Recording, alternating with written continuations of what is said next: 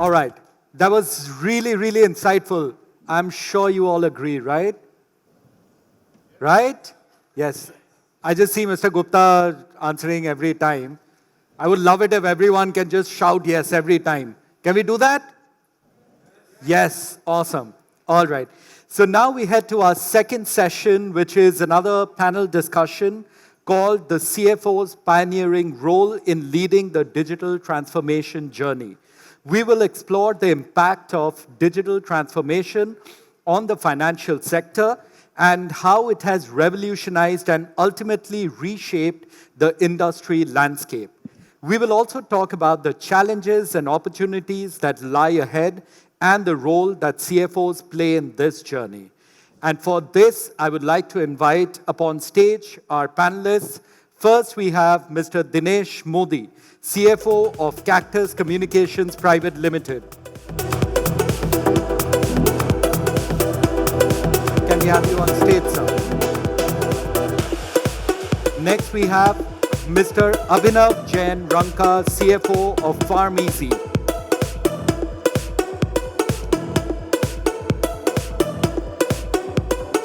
Third, we have with us Ms. Ruchi, Head of Finance for Keka HR.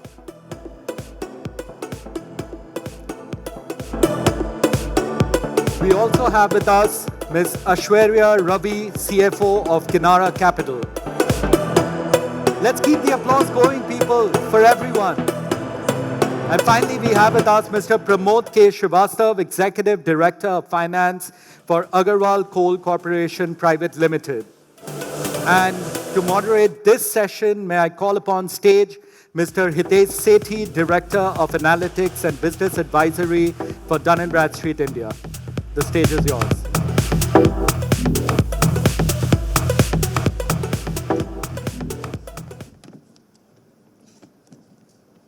Good evening, everyone. Thank you very much for being here.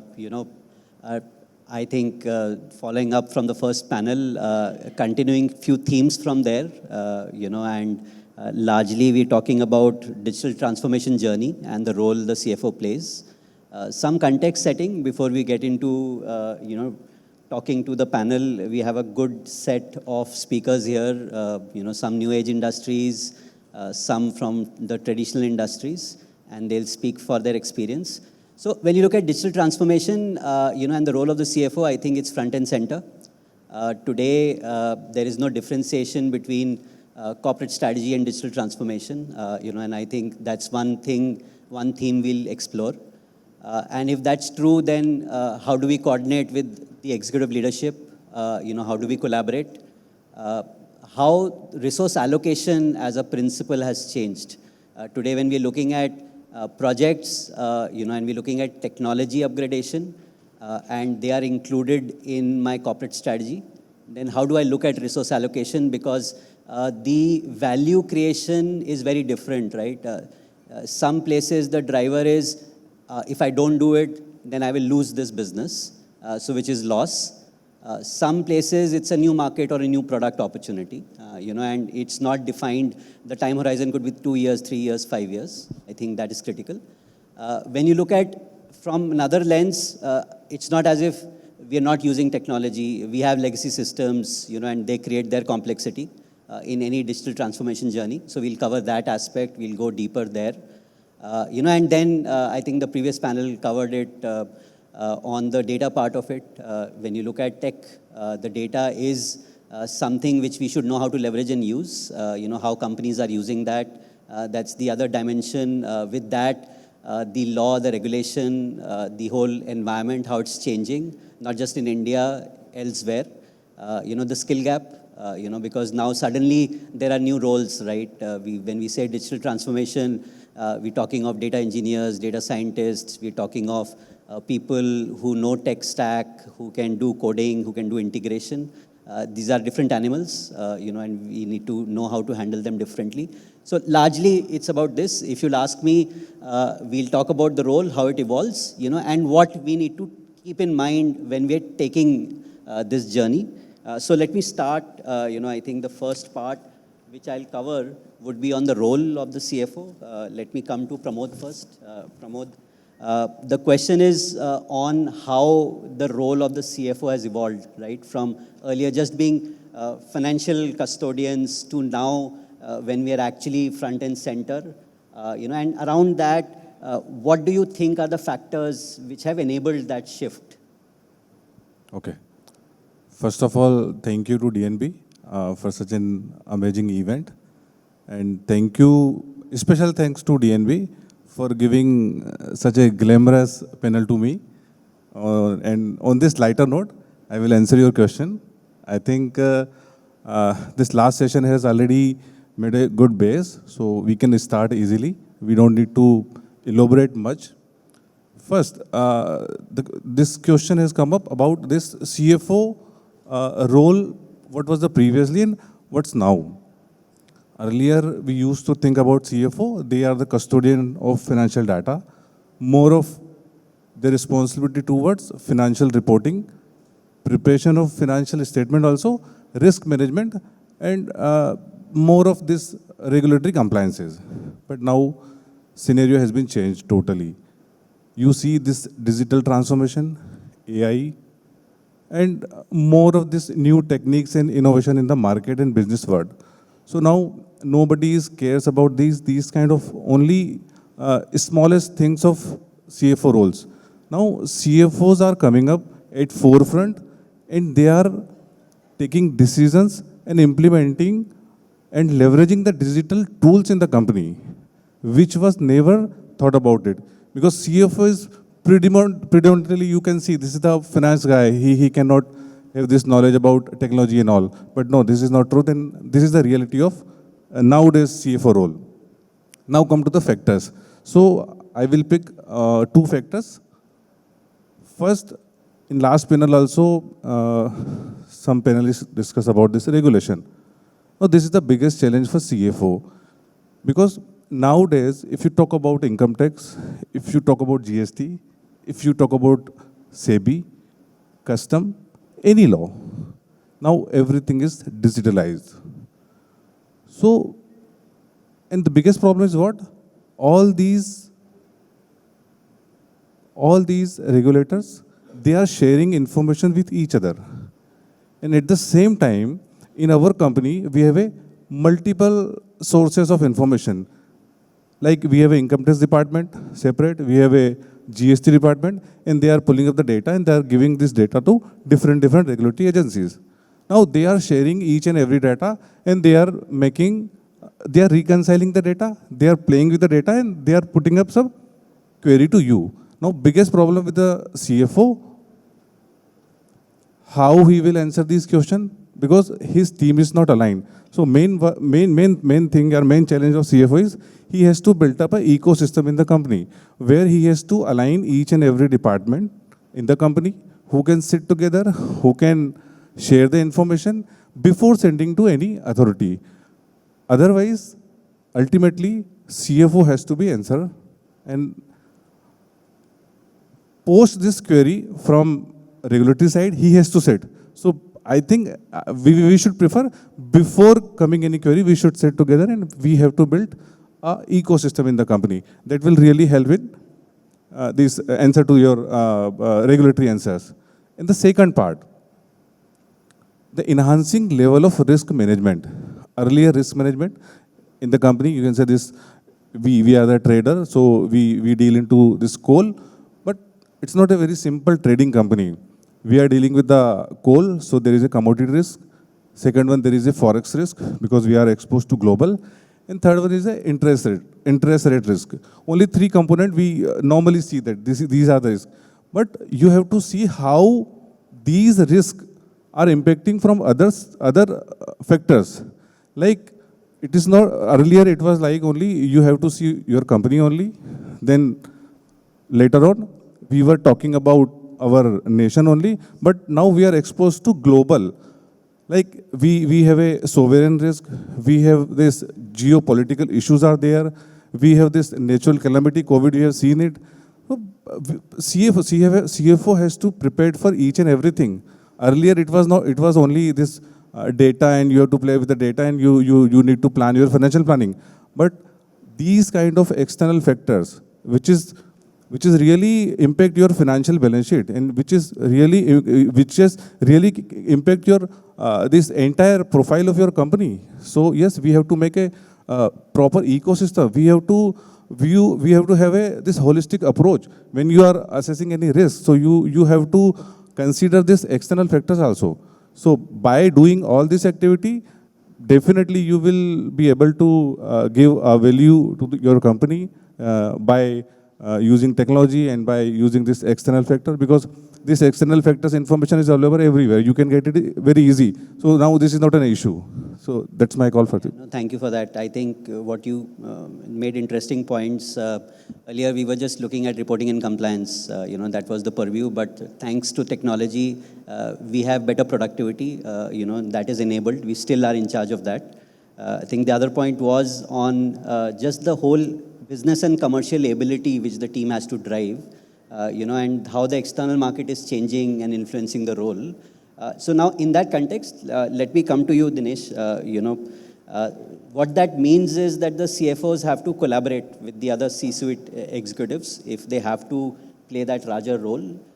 How do you see that, with the digital transformation and the commercial aspects panning out? What's your view on that? So I think, thanks for invitation, first of all, and thanks to DNB. Last couple of months have been game-changing, I think, for the industry in general and globally also. So once first COVID came, and then COVID kind of put us in a very different spot. How do the business functions? Earlier we were working in a place, now we work globally and things can run remotely. So the whole concept of being in office is completely gone, right? Second, the global change which are happening are so dynamic. Like, we would not have thought that in 21st century we'll have a war which will continue for 1.5 years. And that war will have so many impacts on currency, on how the countries look after their business and how do they grow. So we are in a very dynamic world which is changing on a weekly basis, I guess, right? Last week something happened, and then third, the AI wave came, which was again a complete change of the way we used to function, right? So in 1995, 2000, when the internet and computers started to really come into our functioning, that's the way we worked for last 20-25 years, through the computers and how the internet has shaped us. But with AI coming up, the things are changing dramatically, right? What we used to work until today, I think in next couple of years, is going to change. I would compare it like what you saw internet in 2000. And after today, 23 years, the things have completely changed, right? That the same thing of change which is there upon us. So imagine next 23 years with AI coming up, you would completely change the way we function today, right? And I think being part of the companies and CFO who can see this, first of all, CFOs have access to pretty much everything what's happened in the company, right? So they can see what's they need to change in the company. Secondly, they also have good visibility what's happening outside. So I think it's imperative on us to drive that innovation and change within the company and say that, hey, that this is the change which is happening in the business world. And are we ready for it or not, right? It's not just finance function, right? Pretty much every department of the company is going through a change, whether it's HR, whether it's technology, whether it's marketing, sales. Every function has an impact of AI. Like if you would have seen, I'm sure all of us would have seen the Copilot release which Microsoft has done. It's a game changer. Now, you don't need so many people who are doing the low-end work. So what would you do with those people, right? So the way we used to run the companies or the way we used to hire people, everything is dramatically changing. Now, are we really ready for it? Not. So I think those kind of dialogues needs to happen in the company, and that's the CFOs are the best place to run those dialogues, right? We can really make those initial discussion, have everybody think through that next 2 to 3 years, how they are thinking through, and how we can change the companies the way we work today, right? And frankly, if we don't do that, mark my words today, I'm saying in this open forum, but you will not survive. Like the companies will not survive unless it's a physical consumer goods or something, and not able to sustain in the long term because the change of the way, the change which is happening in the economies are very different They are not like what used to happen 20 years back, but these are, changes which are happening on a weekly or monthly basis. So very different world, but I think as a CFO, we have that privilege and access to reach to all the customers, to all our CXOs and other members in the company and drive those changes. Yeah, no, thank you very much. If I could say that very briefly, I think the CFOs are the only ones in the organization with a long-term view. They're looking at capital creation, they're looking at value creation, and therefore it's very important that the innovation agenda in the CXO is driven by them, now in that context, let me come to you, Aiswarya. When we look at digital transformation, so many choices, so many technologies involved. In the earlier panel, they were saying that we talk about AI, ChatGPT, but every time we use it, it's like using 500 ml of water, right? It's a very different way of looking at, resource allocation. It's more external view on what we are doing to the world at large. How do you make those choices? How do you be more inclusive in the whole resource allocation process when we're making choice of technologies? Brilliant question, first of all, thank you. And I think the last panel also touched upon this a little bit. The going in position as a CFO obviously would be, how do I allocate or budget these resources? Are they worth it? Are they not worth it? And what are my ROIs and my capital budgeting estimates? And then take a call. But in my opinion, I think we've moved a long way away from all of those theories. As CFOs of today, in today's world, making these decisions are much more than just mathematical computations. We need to be able to visualize what is it we are being asked for. In fact, if a CEO is sort of visioning all of these changes, all of these tech architectures, then as a CFO, I think you need to be able to visualize this jointly along with the CEO, because otherwise you'll never be able to take that leap of faith to make those decisions. And where I come from is, so Kinara Capital is NBFC focused on lending to the small and medium scale enterprises with a fintech, so a tech architecture, which means the amount of technology which we currently implement as part of our organization is tremendous. Now, for each and every process flow, we have a lot of tech at the back end, at the backbone of it. And of course, a lot of resource estimations and allocation logics come into play, but most of it which sort of works is we, as the finance team, understanding the business realities, logics, and technology behind it. And we are strong believers of GIGO, garbage in, garbage out, because technology is great. It's a great enabler, but what truly brings to the table is the capacity or the business acumen of the people in itself. And technology is only good to the extent of how good you are in terms of thinking through your business logics, right? In terms of how we think on where to put in the effort and money, broadly, I think 3 different diverse groups of aspects. The first aspect being anything which is generic and which is bulk, which can be automated. Can we look at those processes, and hence what are the efficiencies which we then get by investing in such processes? For example, earlier, like about 4-5 years ago, we used to do huge amount of transaction volumes. We have 40,000 odd customers as of today, but then we have processed significantly 3 times that number. So if we were following the same logics of the last 5 years, I don't think so the scale up would have happened. We have invested in technology which can do bulk processing at multiple levels of the journey, and hence that is a call we take based on what is the utility we get out of it. The second aspect what we think about is in terms of routines. What are those RPAs or routines which we can create across different verticals of the organization, which will improve the productivity of each and every vertical, and in the end, at the organization level, you get the throughput. So that's the second sort of ambit we look at. And the third bit is more on the AI ML bit we talked about, right? It's now the buzzword everywhere, AI, ML, big data, and all of that. Honestly, big data is something we as accountants, we have all done multiple ways to Sunday. But now these are the words being bandied about. But it is very important for us as CFOs to understand these things. There are relevancies. For example, understanding 40,000 customer behaviors with a lot of different parameters, starting with his age, the kind of business, the segment, there are like multiple variables, 100, 120 variables. So you cannot do that with just, Excel models. You need to be able to having technology to underwrite and figure out what these customer bases are. And hence that's the third sort of, segue we look at in terms of implementing any new technology into our sort of workflows. And this goes well with any organization, not just financial services, but any organization. If you could sort of bifurcate all of this in different aspects, how do we get to that closure for your business and for your worldview, and does it make sense? Right, yeah, no, absolutely. Efficiency, productivity, and innovation. These are the three pillars. For innovation, again, we need to be front and center in understanding business. Like you said, today if I have to serve a market, then I need to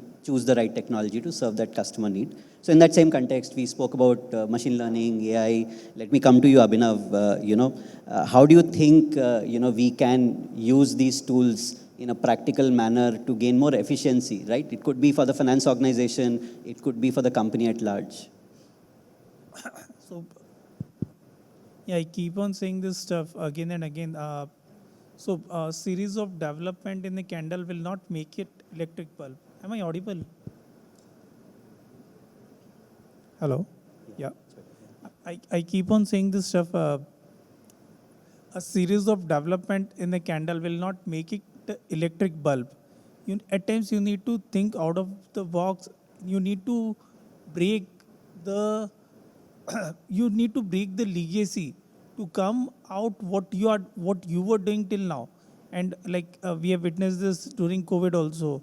Multiple businesses were done in a traditional way, but COVID demanded technological adoption throughout.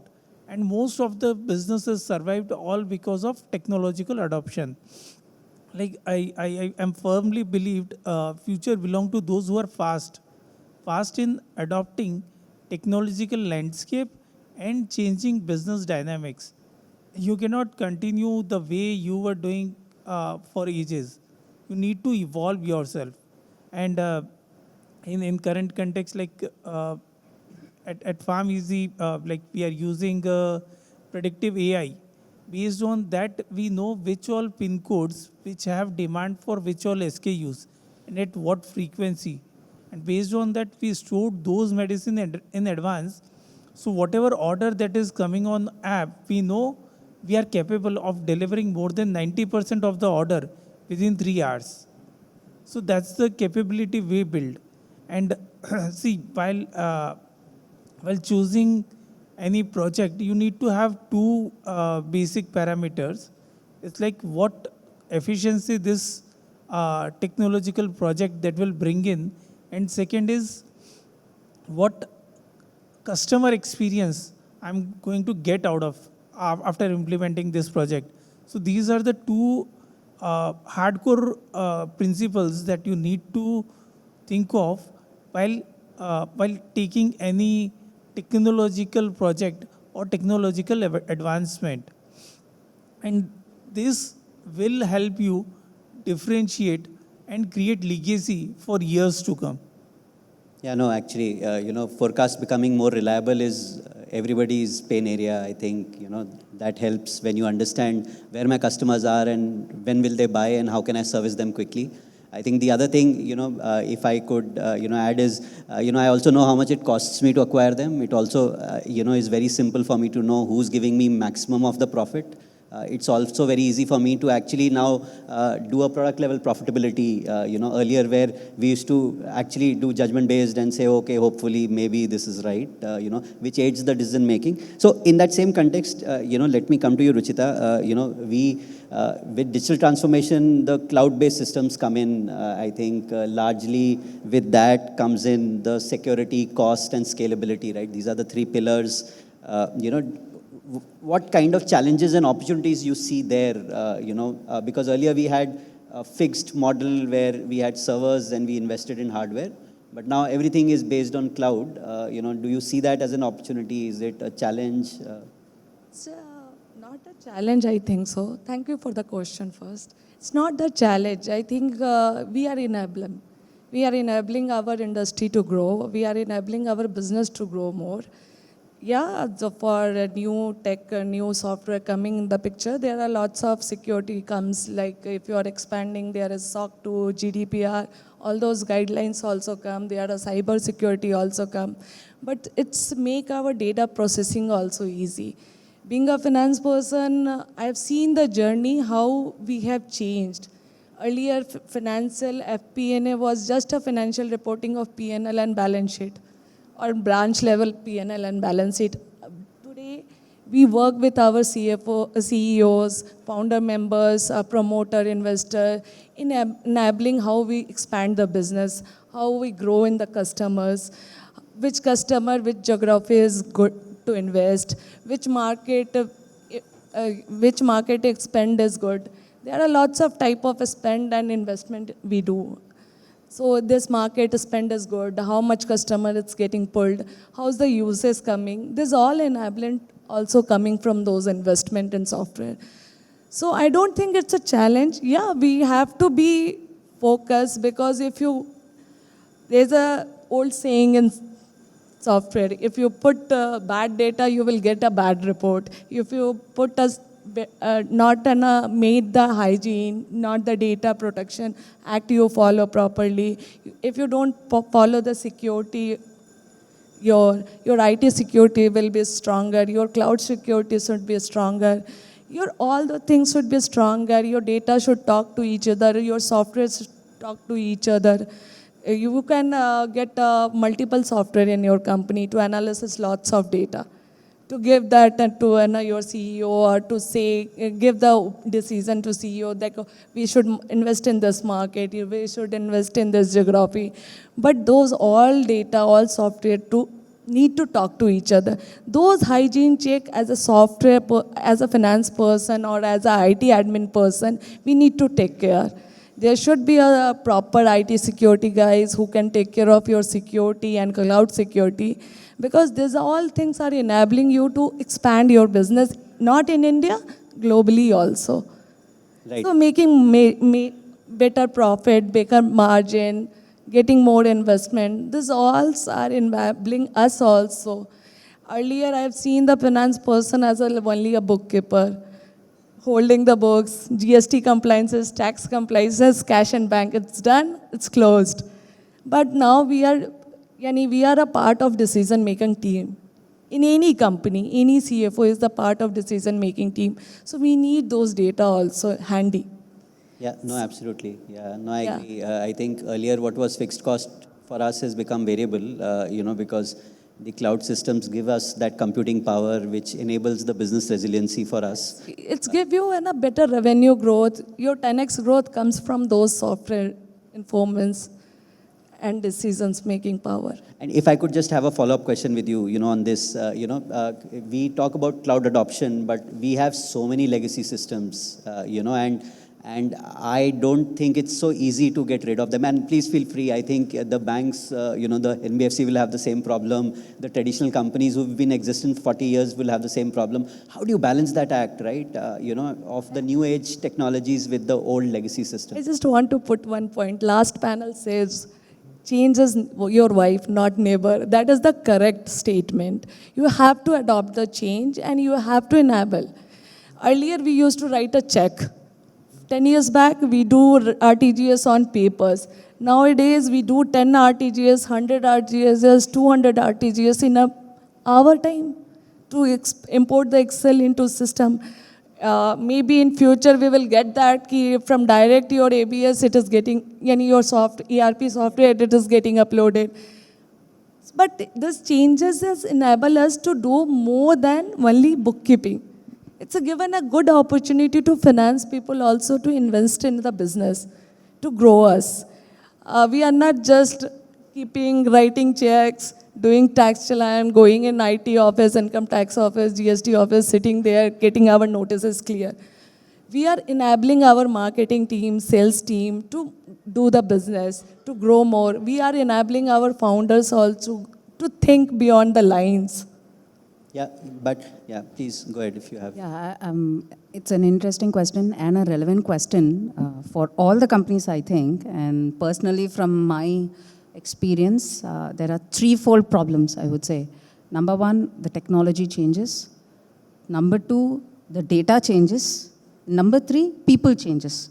All the three combined together, when you have a shift you need to make from a legacy system to another system, which happens every other, 2 years, 3 years, because it's just so fast moving, it creates a compound problem. And I think this is a relevant problem for all of us, because if you don't change, then you miss out on the opportunities.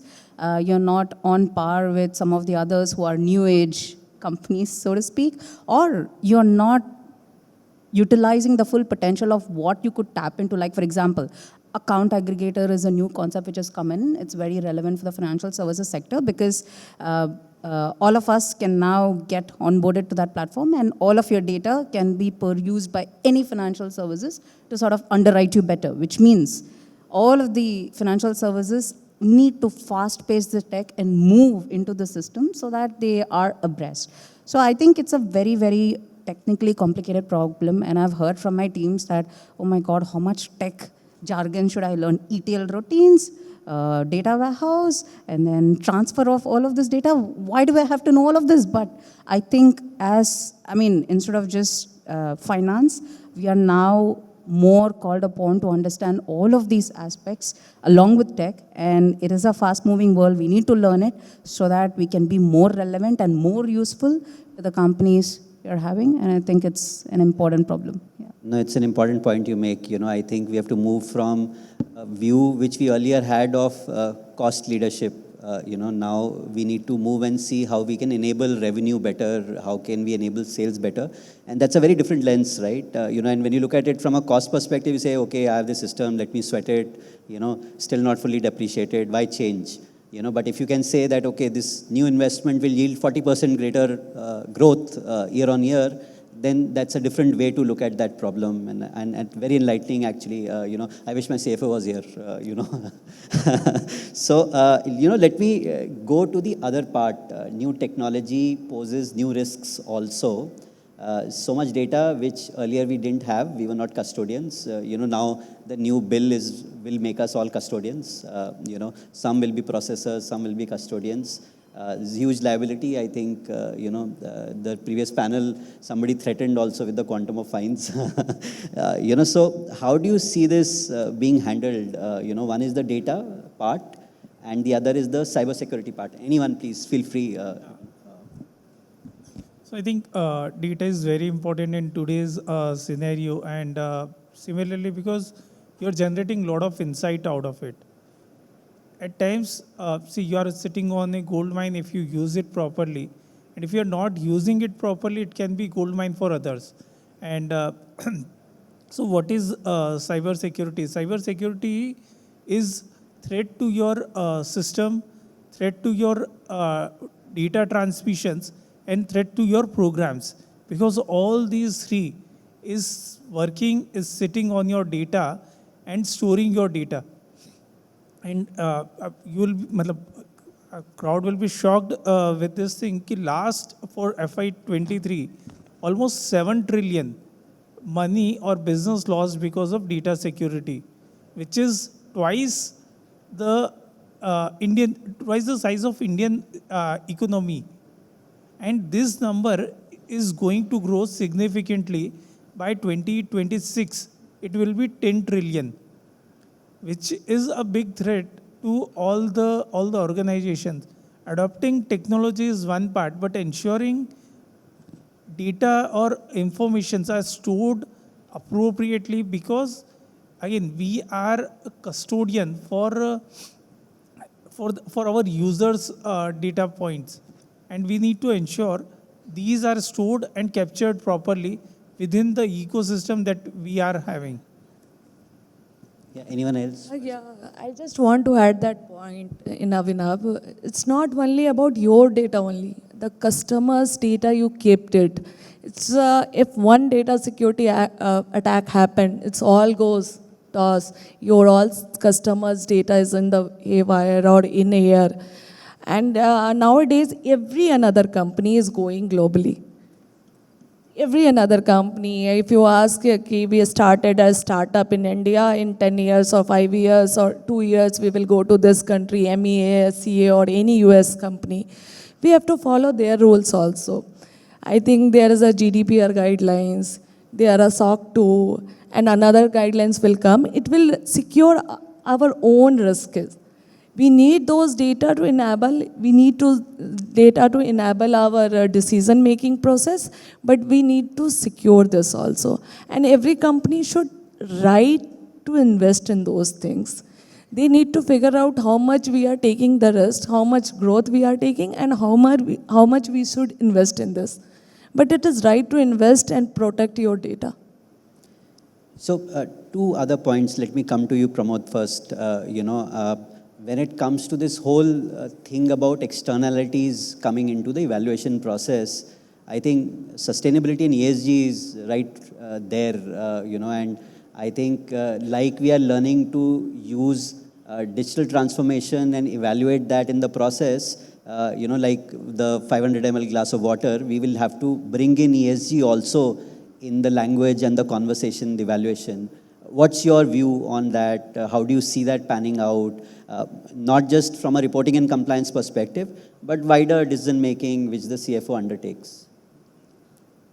This ESG terminology, if we talk about this ESG terminology, maybe 20 years before, so it was like a sophisticated or luxurious kind of terminology.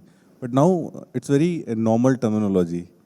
And we are not far away when this terminology ESG will become a mandatory compliance for India also. Because we are following this Western culture. Somehow this Ukraine-Russia war was there. That's why this regulation has not come to India.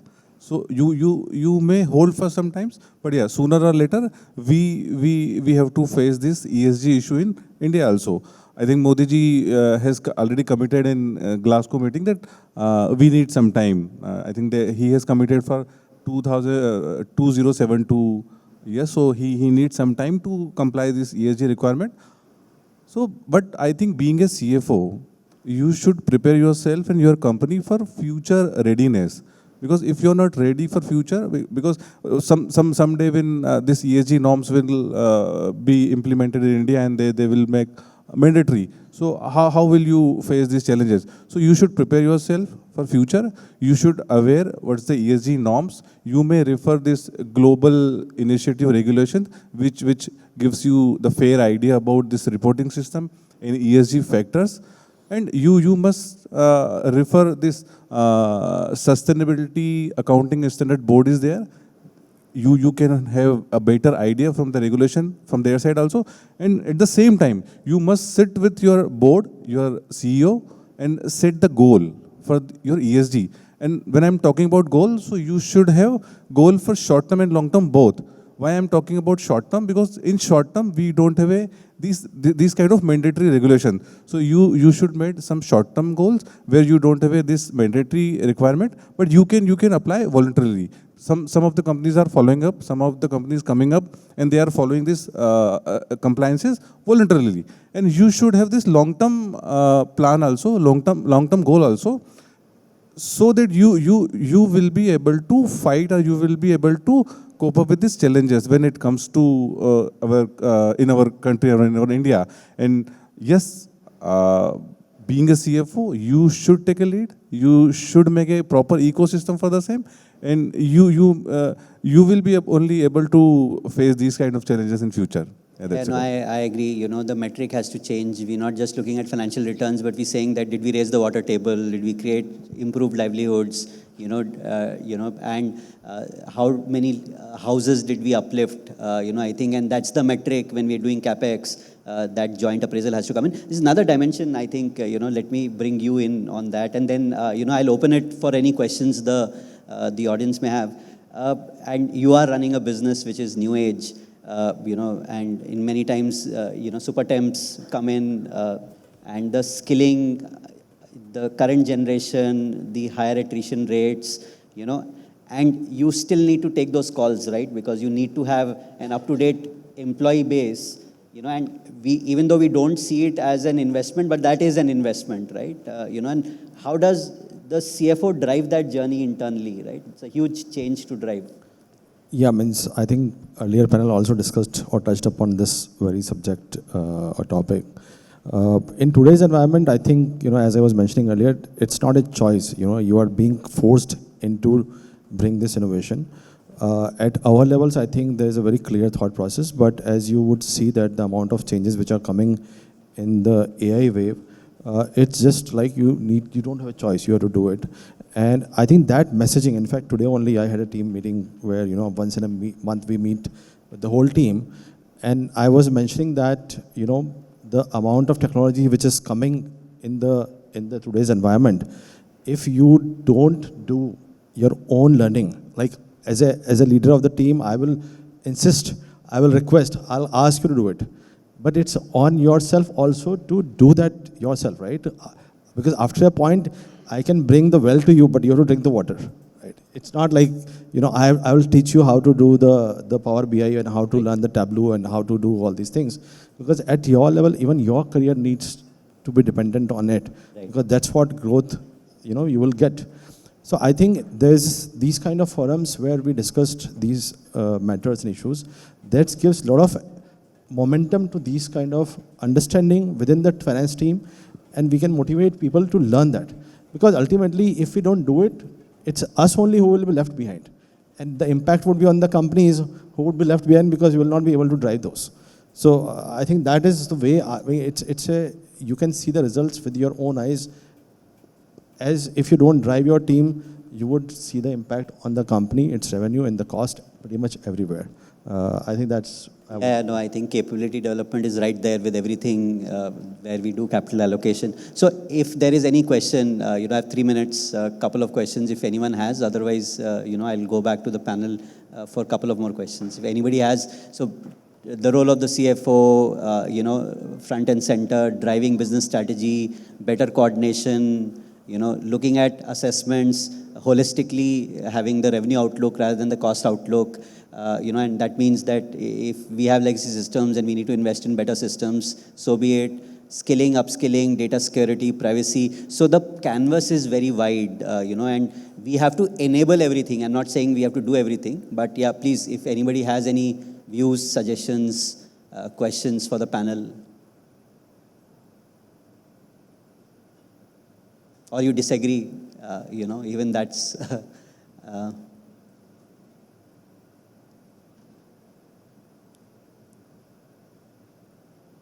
Yeah.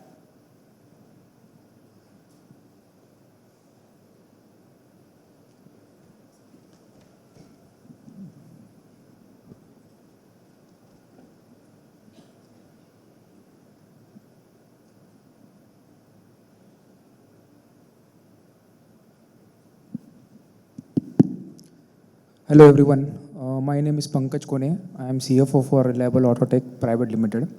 On the cybersecurity front, I have a personal experience. As a company, we have 30% of exports. And what I have experienced is that we do not get RFQs if we don't have certain security standards. So that's how it has become so important and imperative for the survival of the business that we need to have certain security standards. So we went for ISMS 27001. And without even, if we don't have the certificate, they don't even take the request for quote. So that's how it has become so important now for the business.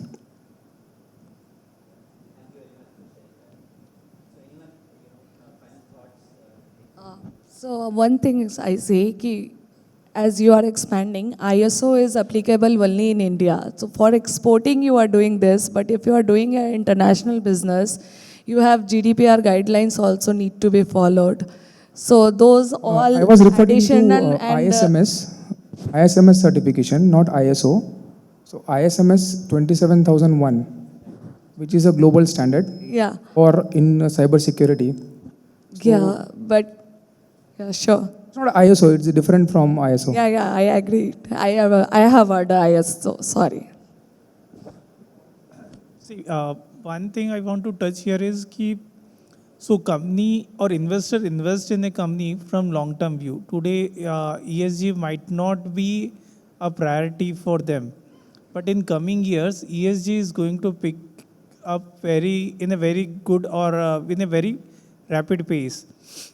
So being CFO, we need to start looking thinks from ESG lens as well.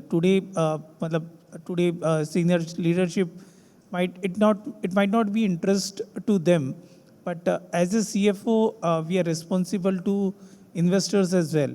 And from that lens, we should start looking at all the initiative that company is taking up from ESG lens as well. Yeah, just to quickly add to that, I think I agree with him, and also lot of aspects are opening up where ESG is concerned in terms of financing. Like any CFO would want to raise liability and equity, and a lot of pockets of investments are available where you are able to show that we are ESG compliant, at least on your business side or the underlying business side. There are a lot of orange bonds, green initiatives, green bonds, which are coming up. If you follow or are able to show that one of the 12 principles of SDG, you're able to sort of meet, and hence you can get differentiated funding at a much better pricing than your normal course. So I think it's becoming, or it's getting woven into the normal tapestry of our business, and a more focus from all of us side to understand this internally to your individual organization and how you can project it to the external world, including the investors and the lenders, would become key to get the most out of this particular aspect as well. With this, we've run out of time, but the idea was to start the conversation, leave some thoughts, suggestions, to tell you that their job is more complex than what it actually is, and hopefully we achieved that. Thank you so much to the panel. It was really insightful. Yeah. Over to you, Kaustubh. Thank you, Hitesh. It is well articulated as well. Thank you.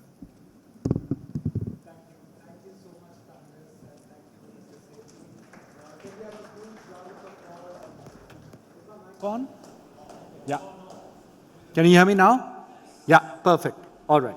So thank you so much, Mr. Sethi, and to all our panelists. I would request Mr. Sethi to hand out the mementos to all our panelists. Can we have a huge round of applause for all our panelists for such an engaging discussion?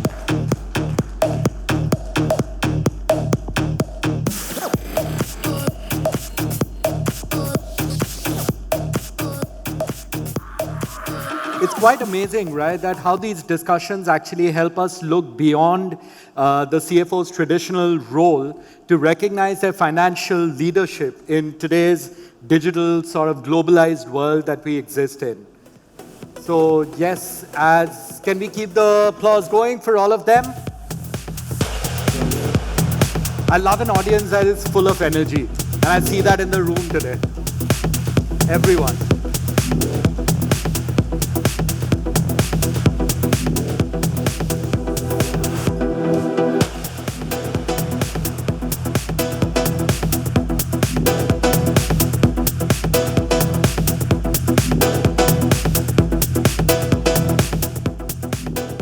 Thank you so much.